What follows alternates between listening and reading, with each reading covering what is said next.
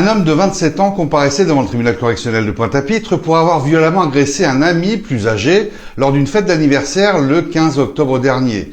Les deux hommes, tous deux d'origine haïtienne, buvaient ensemble lorsque le prévenu, Bersley Vernet, a asséné plusieurs coups de carreau au visage de la victime, complètement ensanglanté, lui occasionnant de sérieuses blessures et 7 jours d'incapacité totale de travail.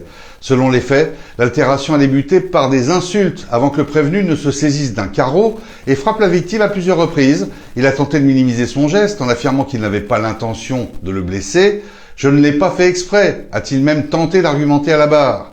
La victime, quant à elle, s'est dite choquée par l'agression et a affirmé ne pas comprendre les raisons de cet acte violent perpétré par quelqu'un qu'elle considérait comme être un ami. L'avocat de la partie civile soulignant qu'en tant que carreleur, il ne pouvait pas ignorer qu'un carreau était très tranchant.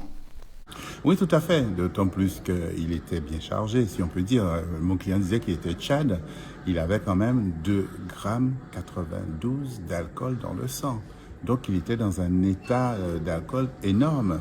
Donc atteindre une victime avec des bouts de carrelage, donc coupant, le blessant à l'œil, le blessant au niveau de la bouche, à la poitrine, avec au moins une plaie de 7 cm.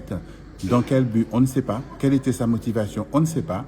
Il était juste parti dans son délire pour dire qu'il veut tuer l'autre pour un motif qu'on ne sait pas. Alors c'était des amis qui ont bu ensemble? C'était des amis, c'était l'anniversaire de mon client, c'était des amis. Ils ont été boire. Mon client, effectivement, reconnaît qu'il a bu un peu, mais pas autant que le prévenu. Mais de là à partir dans cette violence... Après, c'est vrai que c'est encore une mauvaise image pour la communauté haïtienne, c'est dommage, mais il ne faut pas que ce soit une personne qui déteigne sur cette communauté. Mais je trouve dommage que cette violence gratuite soit là et qu'il n'y ait pas de motif. Et mon client va repartir sans savoir réellement ce qui va se passer. Et si ce gars-là, il le rencontre à nouveau, est-ce que ce gars-là va le blesser ou est-ce que ce gars-là va le tuer? Donc il sera toujours sur le qui-vive. Vous avez insisté sur l'alcool, mais c'est une aggravation de la situation.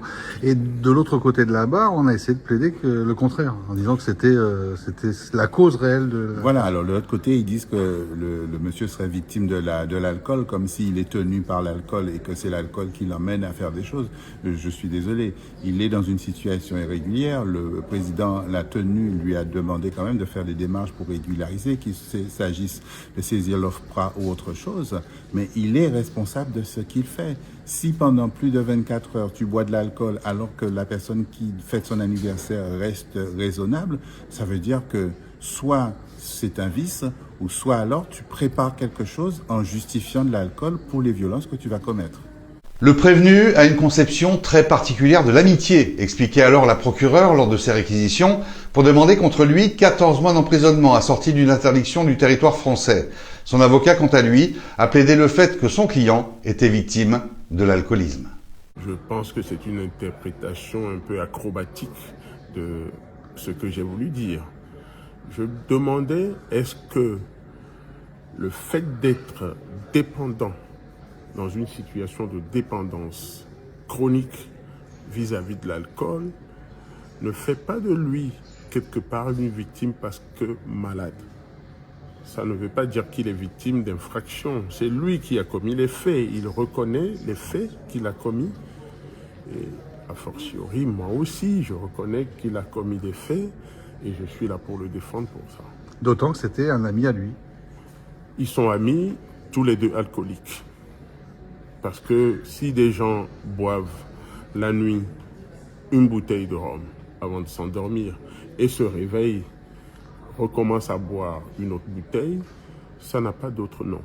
Oui, mais ça n'a pas été démontré pour la victime. La victime expliquait à la barre que le soir, parce que c'était son anniversaire, ils ont terminé ensemble presque une bouteille de rhum. Okay? Le lendemain au réveil, mon client lui aurait demandé à boire à nouveau. Donc ils sont ressortis au petit matin pour recommencer à boire une autre bouteille de rhum. Dans ce cas, ne me faites pas penser qu'ils seraient sereins après une telle forte consommation d'alcool.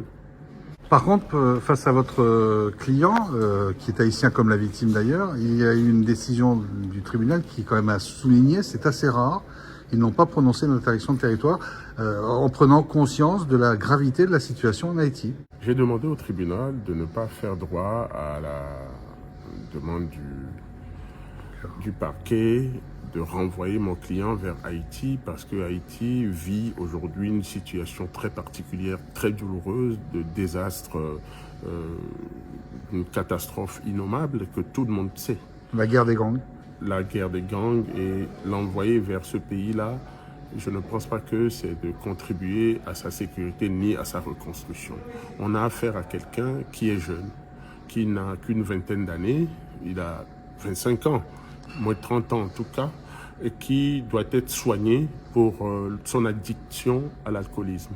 Donc ce n'est pas en Haïti qu'il va trouver un médecin, ce n'est pas en Haïti qu'il va trouver une sérénité, c'est justement à force d'avoir connu ce climat de violence et de chaos qu'il transporte avec lui jusque-là. Donc il faut lui tendre une main plus fraternelle. Finalement, les 3 juges ont suivi les réquisitions en matière de peine, prononçant 14 mois d'emprisonnement. Cependant, comme on vient de l'entendre, en matière d'expulsion, ils n'ont pas prononcé l'interdiction du territoire français, considérant l'extrême gravité de la persistance de la guerre des gangs en Haïti.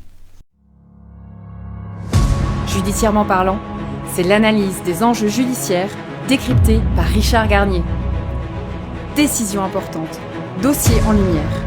Il vous partage les affaires à la une et les interviews d'experts du monde judiciaire. Entre révélations, analyses et témoignages, avec lui, la justice n'aura plus aucun secret pour vous.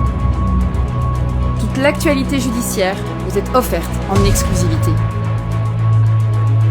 Alors, restez attentifs pour ne rien rater. Judiciairement parlant, avec Richard Garnier, c'est tous les jours sur MyTV Caraïbes. Ici, on vous